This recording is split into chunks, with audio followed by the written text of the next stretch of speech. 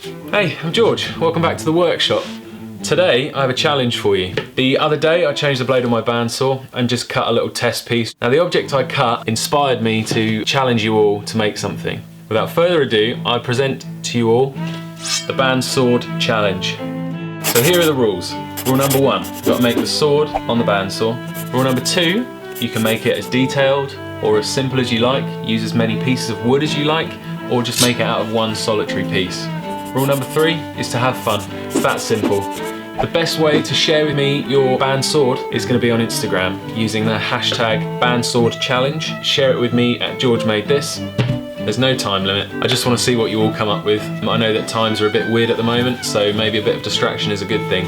So remember, share it to me at GeorgeMadeThis on Instagram and use the hashtag #BandSwordChallenge. I can't wait to see what you all create. Have fun and stay safe.